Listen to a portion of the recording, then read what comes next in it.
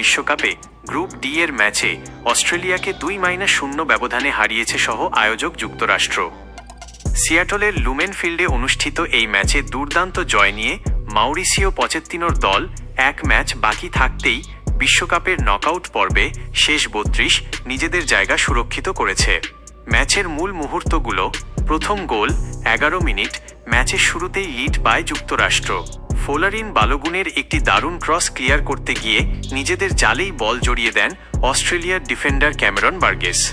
দ্বিতীয় গোল 43 মিনিট, প্রথমার্ধ শেষ হওয়ার ঠিক আগে সের্জিনো ডেস্টের শট প্রতিহত হয়ে বক্সে ড্রপ খেলে সেখান থেকে দারুণ এক হেডারে ব্যবধান দ্বিগুণ করেন মার্কিন ডিফেন্ডার অ্যালেক্স ফ্রিম্যান।